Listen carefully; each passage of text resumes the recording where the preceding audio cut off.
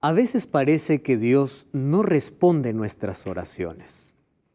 ¿Cuántas veces hemos ido a clamar, a llorar, y allí de rodillas, con lágrimas en los ojos, hemos hecho a Dios un pedido? ¿Por qué a veces no sentimos sus respuestas? ¿Por qué a veces sabemos de que Dios prefiere quedar en silencio antes que responder? Esa será una pregunta que hoy responderemos en nuestro programa aquí en Biblia Fácil. Bienvenido. Un grande abrazo para ti. Gracias por acompañarnos. Gracias por tus comentarios. Gracias por tus mensajes. Y gracias también a Dios por tus decisiones. Muchas personas allí al escribir dicen: pastor, yo deseo ser fiel a Dios, deseo servir a Dios. Yo siempre digo lo siguiente: todos los seres humanos deseamos cosas buenas, pero los deseos no cambian las cosas. Las decisiones cambian las cosas. Un deseo queda simplemente en deseo, a menos que tomes una decisión para un cambio en tu vida. Los deseos no salvan, las decisiones salvan. Hoy vamos a hablar de un asunto muy importante, porque tiene que ver con oración, con deseo y con decisión. ¿Y por qué te digo esto? Porque cada vez que el ser humano quiere tomar una decisión a favor de Dios, siempre hay una fuerza que se opone para desanimarle de aquella grande decisión. El enemigo siempre ha querido interponerse en los planes de Dios y en las decisiones de los seres humanos. Una vez más, bienvenido y felicito la decisión que tú has tomado de ser fiel a Dios. Bienvenidos también, queridos amigos. Gracias porque semana a semana juntos aprendemos. Y aquí la Biblia nos muestra a todos, sin excepción, ¿verdad?, qué debemos cambiar. ¿Cuál es el rumbo de que nuestra vida debe tener? ¿Qué decisiones deberíamos tomar? Hoy vamos a hablar acerca de una visión muy importante. Daniel en el río Tigris. Recordarles solamente que Daniel, a estas alturas, cuando él está escribiendo ya el capítulo 10, ya tiene 90 años de edad. Está en la parte final de su vida. Toda su vida fue fiel a Dios. Y la fidelidad, ¿por dónde comienza? Por una decisión. Yo comencé hoy el programa diciendo: los deseos no cambian las cosas. Todo el mundo desea, pero solo alcanzan aquellos que deciden. Y esto aplíquenlo para cualquier área de la vida.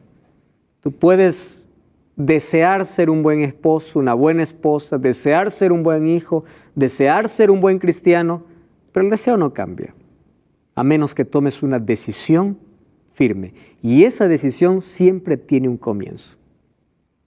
Y hoy queremos tomar una decisión a favor de Jesús, a través de esta profecía de Daniel capítulo 10. Y por eso, para poder leer este capítulo, como siempre, del capítulo anterior, en Daniel capítulo 8 resolvimos la profecía más larga de toda la Biblia. 2300 tardes y mañanas. Las 2300 tardes y mañanas comenzaron con un decreto para restaurar Jerusalén en el año 457. Esas 2300 tardes y mañanas tenían varios periodos, de los cuales 490 fueron para el pueblo de Israel, o solo para el pueblo judío, y ese periodo se subdividía en 3 otros periodos: 7 años o 7 semanas, que representaría el fin de la restauración de los muros de Jerusalén. 62 semanas hasta el ungimiento del Mesías. Ese ungimiento representaba el bautismo de Jesús. Solo que el año 27, que fue el año del bautismo de Jesús, daría inicio a la última semana. En esa última semana se haría cesar el continuo sacrificio. Es decir, acabaría el sacrificio de animales, porque el verdadero Cordero moría en nuestro lugar. Eso sucedió en el año 31, y en el año 34, con la muerte de Esteban, acaba de Israel de ser el pueblo exclusivo para tener la salvación. Ahora la salvación, el evangelio pasa a los gentiles. Dios levanta a un hombre llamado Saulo como el apóstol de los gentiles.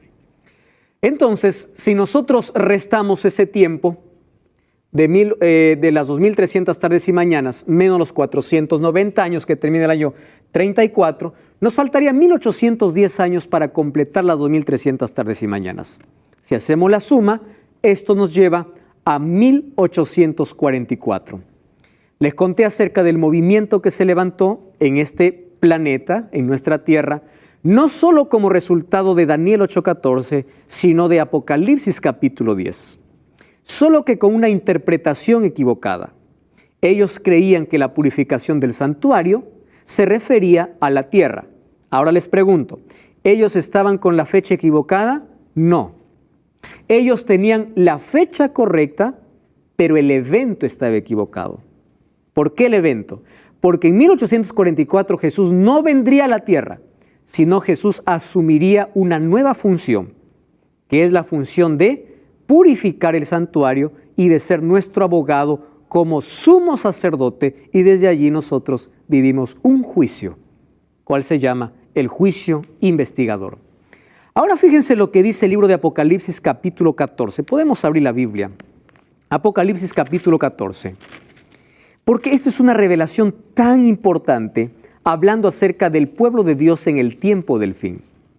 Vamos a leer en el versículo 6, o desde el versículo 6 en adelante. Dice así: en medio del cielo vi volar a otro ángel.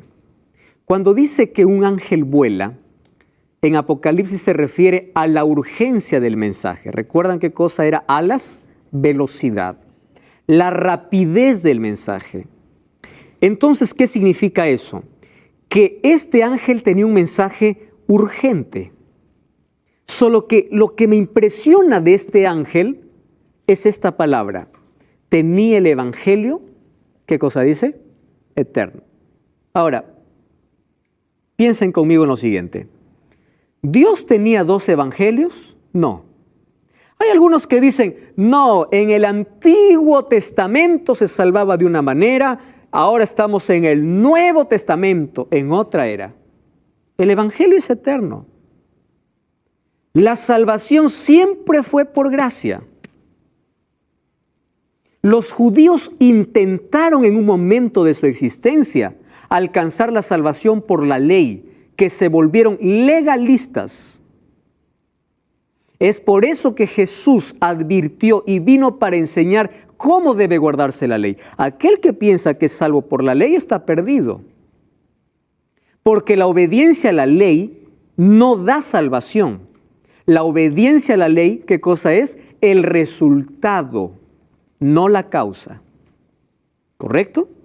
Entonces, el evangelio es eterno, el evangelio es uno solo. No existen dos evangelios. La salvación es por gracia y el fruto de esa gracia es obediencia, es la fe. Efesios 2:8 dice, porque por gracia sois salvos por medio de la fe. ¿Qué significa eso? ¿Qué significa fe? Ah, no, pastor, fe es creer en Dios. ¿Están de acuerdo con eso, sí o no? Santiago 2:19 dice, el diablo también cree y tiembla. Quiere decir que el diablo se salva. La fe va más allá de una creencia. Porque si la fe solamente fuera decir, yo creo que Dios existe, Santiago 2:19 dice, el diablo también cree. La fe me lleva a más allá de creer. La fe me lleva a una confianza absoluta en la Biblia. Y la fe me lleva como consecuencia a la obediencia. ¿A quién se le llama padre de la fe? Abraham. ¿Se acuerdan de Abraham? El padre de la fe. Amigo de Dios. El hombre de fe, el padre de la fe, ¿qué cosa me enseña? A obedecer. ¿Recuerdan qué le pidió Dios a Abraham? Que le ofrezca a su hijo. ¿Lo dio o no? Sí. Por fe. La obediencia está ligada ¿a qué? A la fe. Pero la obediencia es el resultado. ¿Correcto? No la causa. ¿Quién es el único Salvador? Cristo. Muy bien. El Evangelio es eterno. Para predicar a los habitantes de toda la tierra, toda nación, tribu, lengua y pueblo. Y decía a gran voz, ¿qué cosa decía? Temed a Dios y dadle gloria, porque la hora de su juicio, ¿qué cosa? Llegó. ¿De qué momento está hablando? De este juicio investigador. Ha llegado. ¿En qué momento se coloca Apocalipsis 14? Después de Apocalipsis 10. ¿Saben qué cosa sucedió en Apocalipsis 10, verdad? El librito dulce y amargo, ¿se acuerdan? Después entonces, Dios levantaría un movimiento para el tiempo del fin, para que diga, ahora ya no esperamos la hora de su juicio, sino que ya llegó. Ya estamos viviendo en la hora del juicio. Ahora tú empiezas a revisar qué iglesia habla del juicio. La hora de su juicio ha llegado. ¿Y qué más dice? Adorad a aquel que hizo el cielo, la tierra, el mar y las fuentes de las aguas. ¿No les hace recordar este texto a otro? Vamos a Éxodo capítulo 20, sin perder Apocalipsis 14. Éxodo capítulo 20, versículo 8. Éxodo capítulo 20, versículo 8. Miren lo que dice.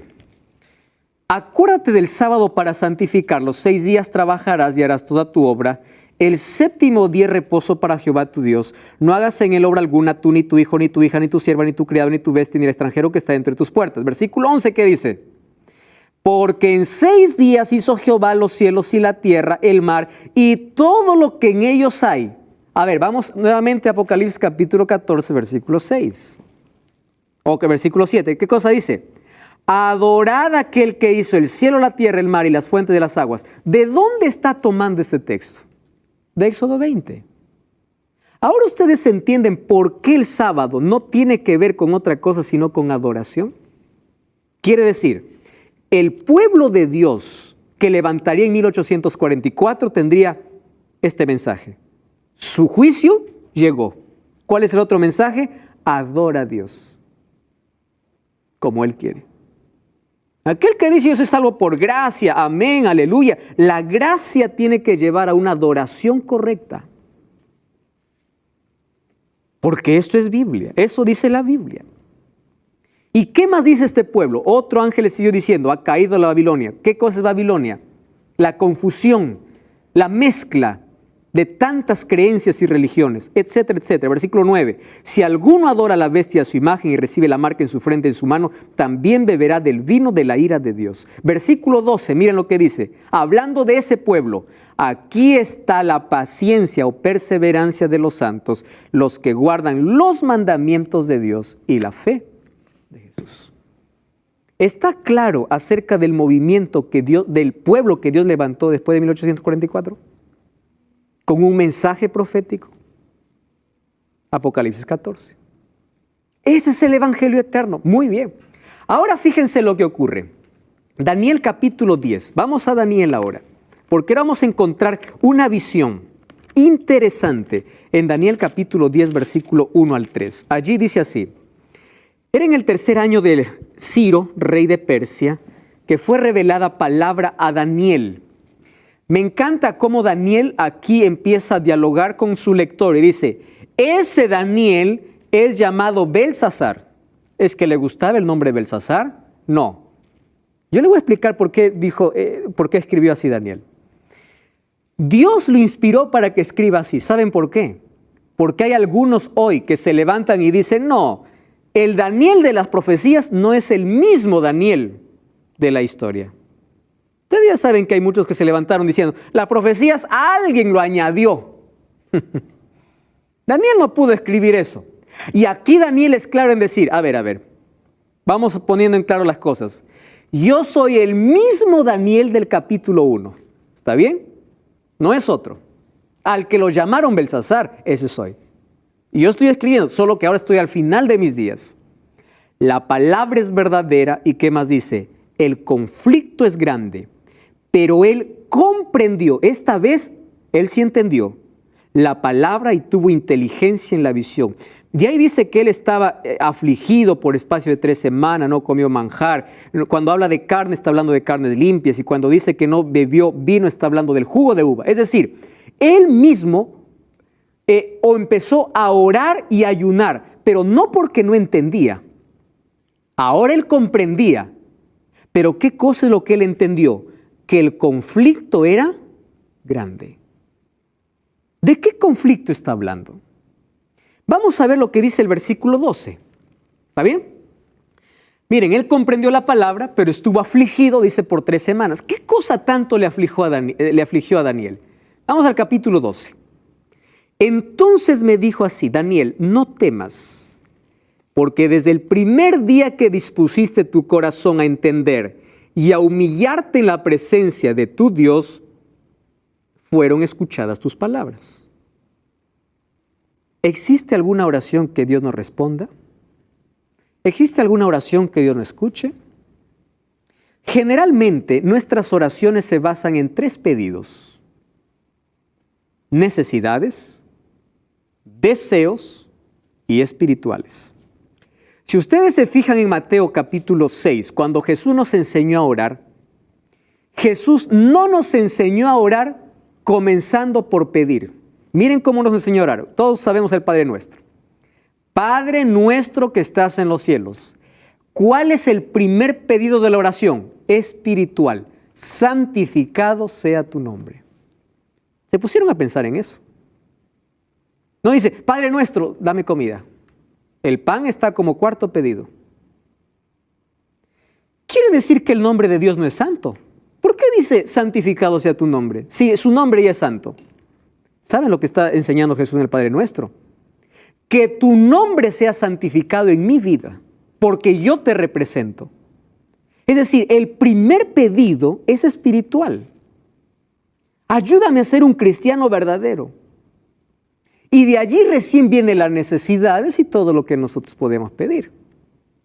Ahora, eso no significa que Dios no escuche un grito desesperado de una emergencia. Claro que lo escucha, porque Él ya sabe y solo está necesitando o está queriendo que tú le pidas ayuda y Dios te va a ayudar.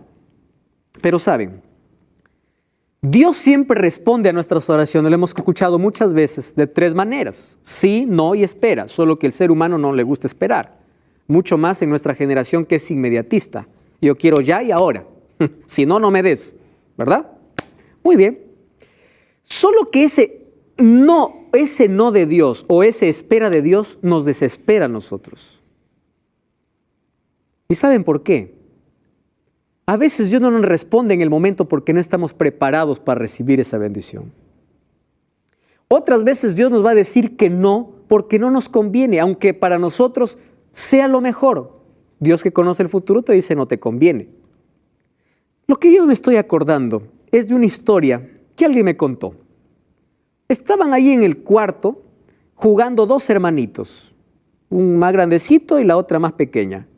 La mamá estaba en la cocina, allí picando, pelando las papas para cocinar.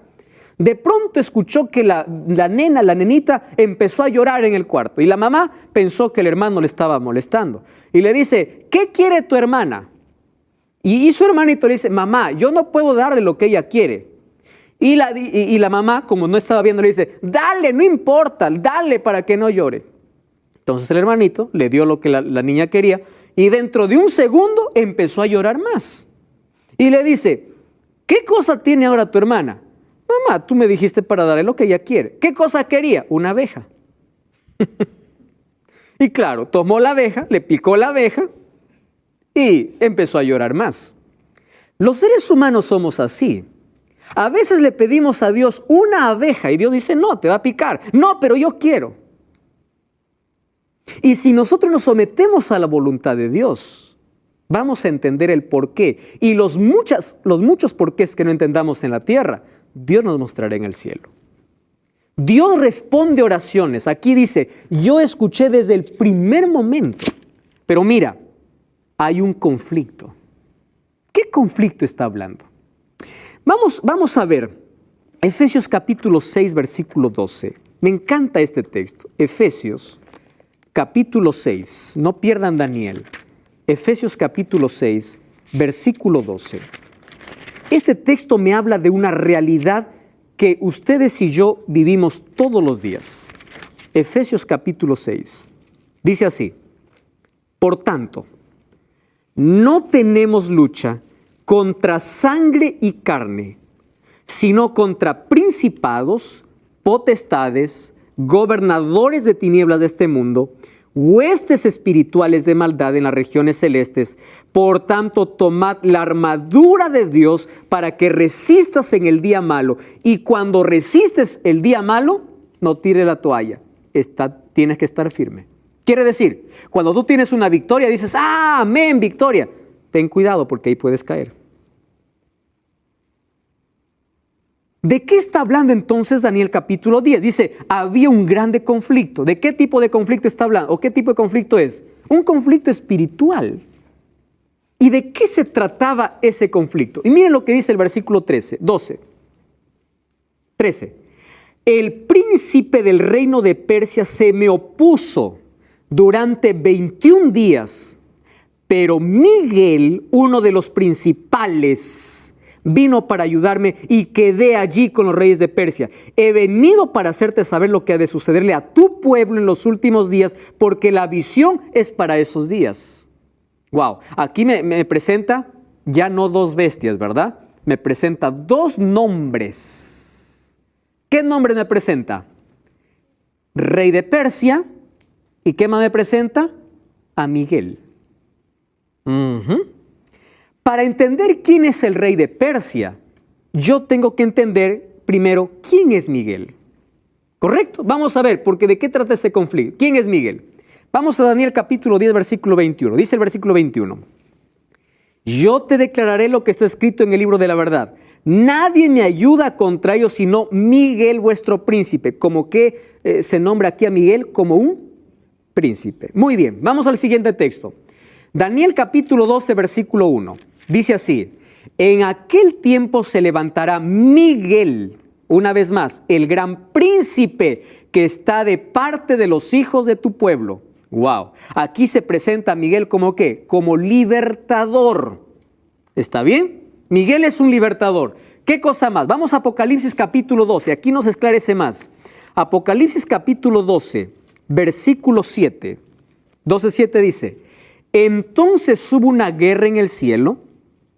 Miguel, wow, aquí aparece el nombre otra vez. Miguel y sus ángeles luchaban contra el dragón, y luchaba el dragón y sus ángeles, pero no prevalecieron, ni se halló lugar para ellos en el cielo, y fue lanzado afuera el dragón, serpiente antigua, diablo y Satanás. ¿Quién es Miguel entonces? Cristo.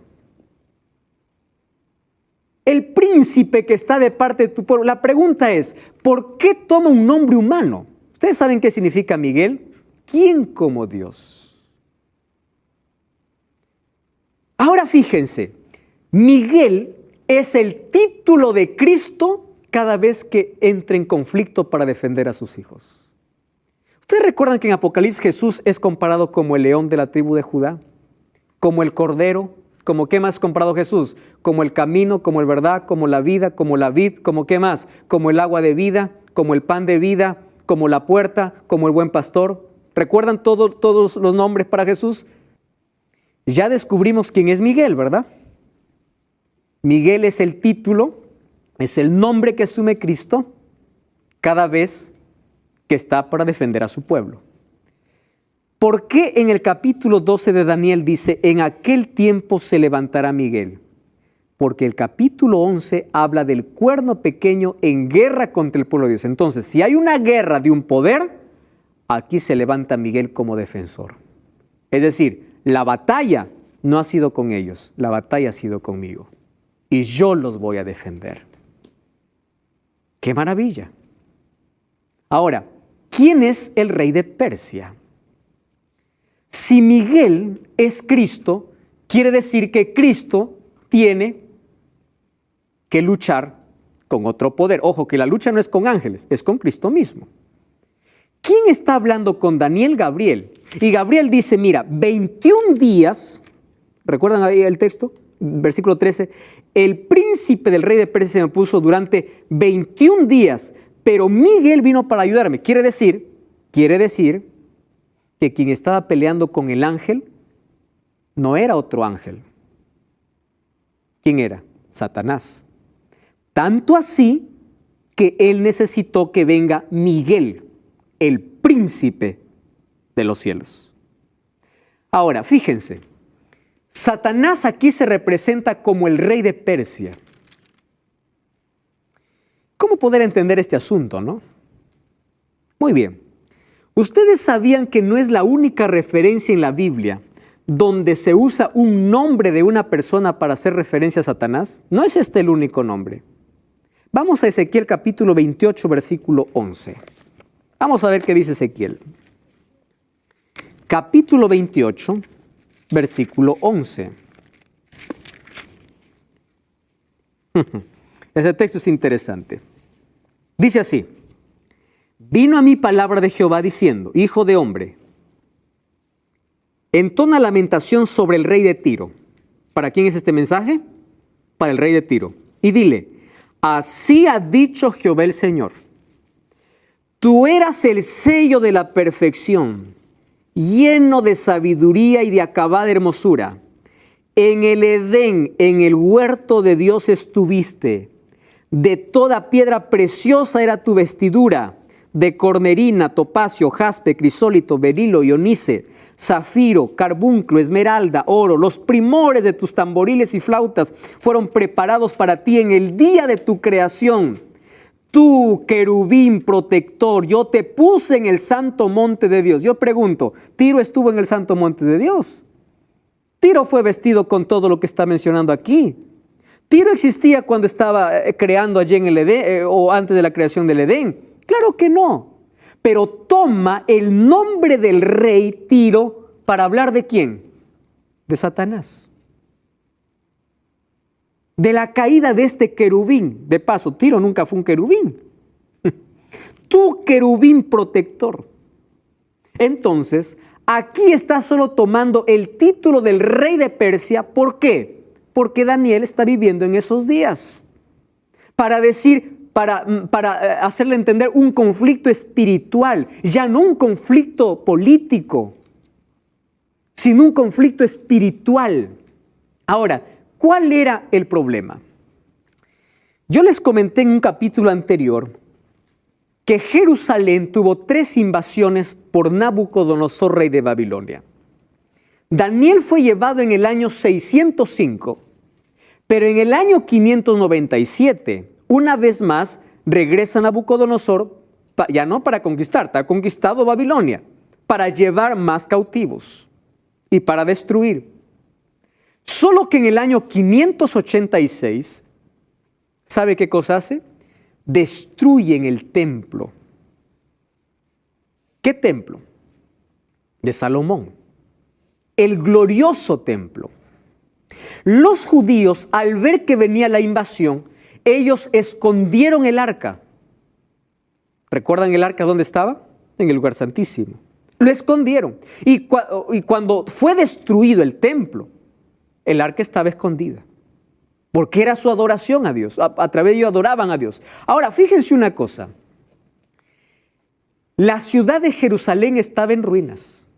¿Se acuerdan la profecía de las 2300 tardes y mañanas? ¿Por qué necesitaba ser reconstruido los muros y la ciudad de Jerusalén? Porque estaba en ruinas. Fue destruida por completo. Muy bien. ¿Qué sucedió entonces con Daniel? Daniel empezó a estudiar la profecía. ¿Recuerdan ustedes que solamente 70 años ellos debían estar allá? En Babilonia. Y Daniel empezó allí a hablar con Dios y le dice, Señor, ya son 70 años. Muy bien. Mientras Babilonia era imperio, la profecía estaba que el pueblo de Israel iba a ser cautivo. Pero ahora ya no estaba Babilonia. ¿Quién estaba? Estaba Ciro. Y Ciro conquistó Babilonia un 12 de octubre del año 539. Correcto. Ahora, ¿qué sucedió con Ciro? Aquí viene el conflicto. Ciro tenía que dar una orden que todos los judíos regresen ¿a dónde? A Jerusalén. Así estaba profetizado y así se cumplió. Quien dio la orden para regresar, ¿quién fue? Fue Ciro. Pero también Ciro debía dar la orden ¿para qué? Para reconstruir a Jerusalén, porque estaba destruida. Y aquí viene la lucha, ese conflicto grande al cual Daniel se refiere. ¿Y saben cuál era el conflicto? Cada vez que quería dar una orden, alguien se lo impedía. Es por eso que demoró. Recuerdan ustedes, después de 3 órdenes de región se reconstruyó el muro de Jerusalén con Artajerjes en el año 457. Ahora, ¿quién impedía esa orden? El diablo. ¿Por qué impedía el diablo esa orden? ¿Porque no quería que regresen? No. Miren, ve. Porque Satanás sabía que si los israelitas regresaban a Jerusalén, ¿qué cosa era lo primero que tenían que hacer? Tenían que reconstruir, ¿qué cosa? Su templo. Porque Jerusalén era el templo era la vida de todo judío, era el centro de adoración. Un judío no podía vivir allí sin su templo. Entonces, el miedo de Satanás, y por qué siempre se oponía, era de que cuando se reconstruye el templo de Jerusalén, ¿qué cosa pasaría? Las profecías se cumplirían fielmente y Cristo vendría. Y el diablo quería impedir que Cristo viniese. Entonces, la lucha no es militar, la lucha es en la mente. ¿De quién? De Ciro. En la mente de todos aquellos que querían dar una orden para reconstruir Jerusalén. Y ustedes saben que en Daniel capítulo 9, versículo 23 dice, el muro será edificado en tiempos angustiosos. ¿Qué significa eso? Hubo tanto problema para levantar muros, para reconstruir el templo. Hubo tanto problema.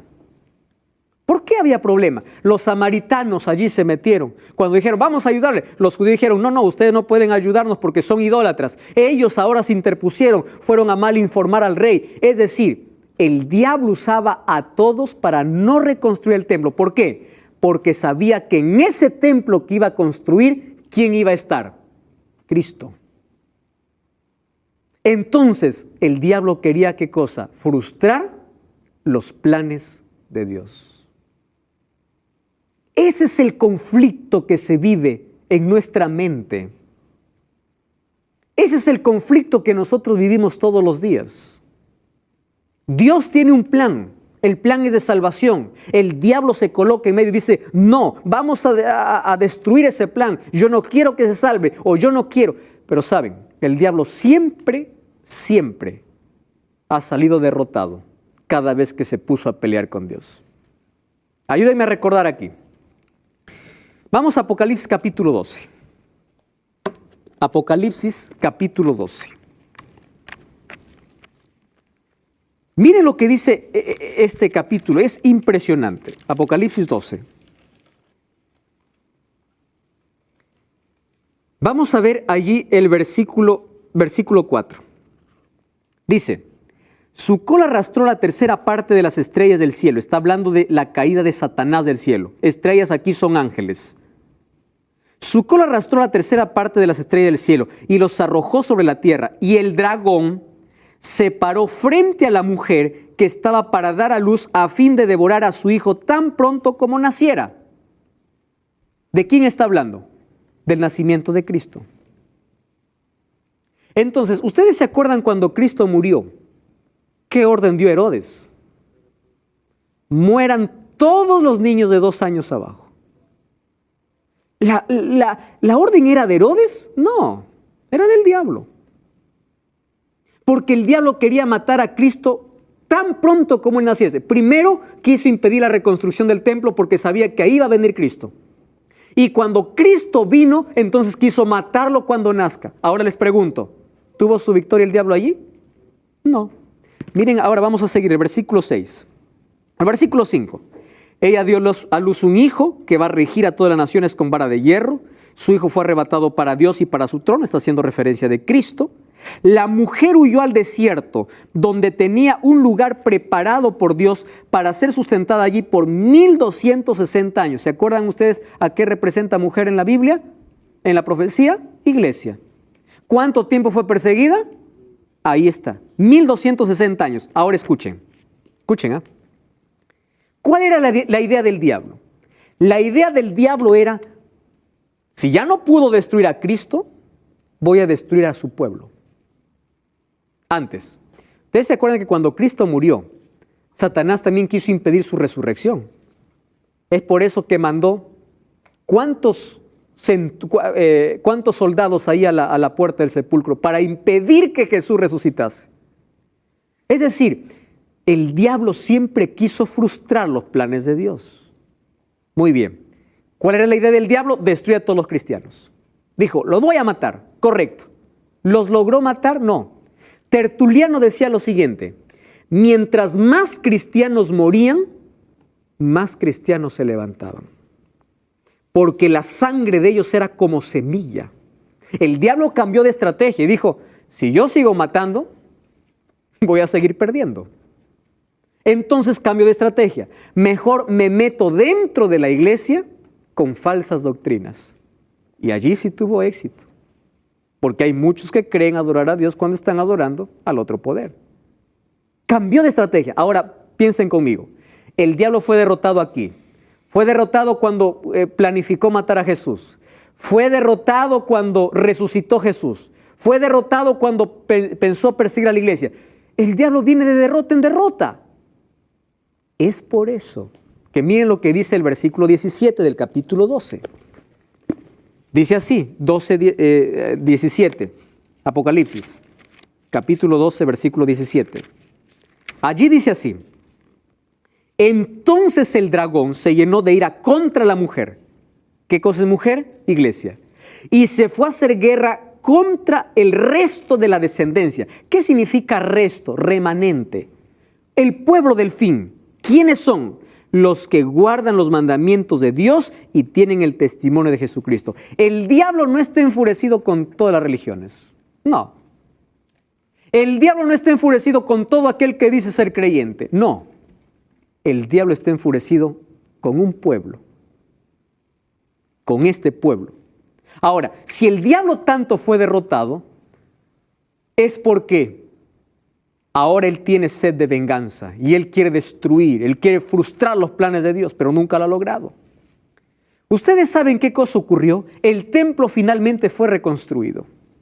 Y cuando fue reconstruido, ahí estaba el profeta Ageo. Busquen el libro de Ageo. Ageo está casi al terminar el Antiguo Testamento. Poco antes de Malaquías, Zacarías, Ageo. Allí dice así, Ageo capítulo 2, el versículo 7. Dice así: haré temblar a todas las naciones.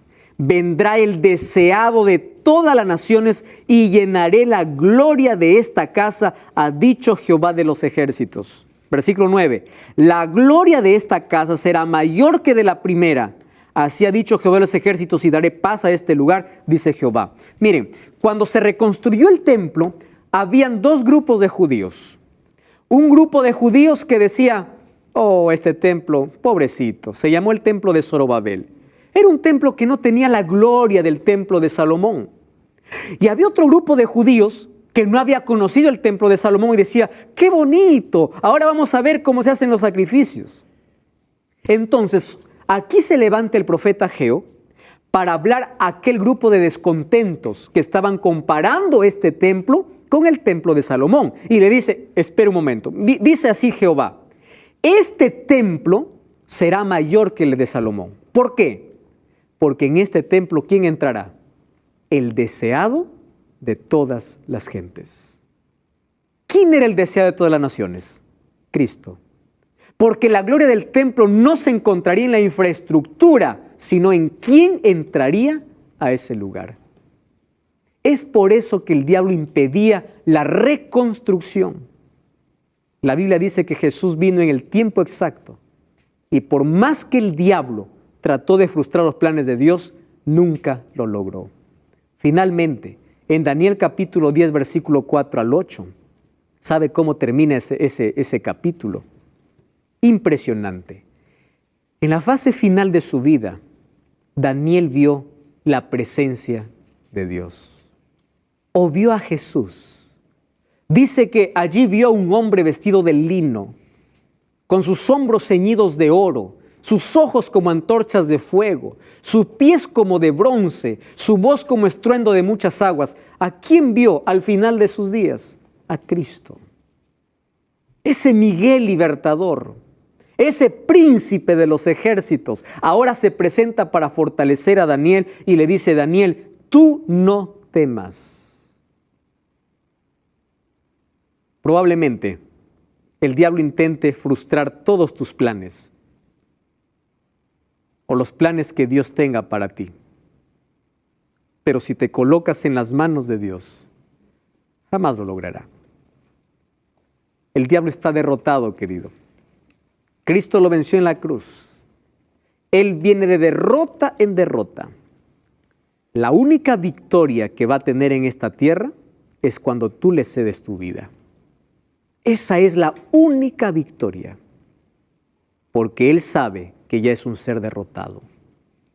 Hoy yo te voy a invitar para que formes parte del ejército de Dios, donde está el gran Miguel, donde está Jesucristo, aquel que defiende a su pueblo, aquel que tiene el control de toda la historia, aquel que está llevando la historia hacia un final feliz. Hoy quiero invitarte a tomar una decisión, y esa decisión probablemente esté siendo interrumpida por el diablo, porque cada vez que tú quieres tomar una decisión por Cristo, el diablo viene, ese conflicto entra a tu mente. Todavía no es tiempo, no te apures, después lo harás. Tú no sabes si después hay vida. Por eso hoy es el día para tomar una decisión por Jesús. Yo te pregunto, ahí en tu corazón, ¿quién tiene la victoria?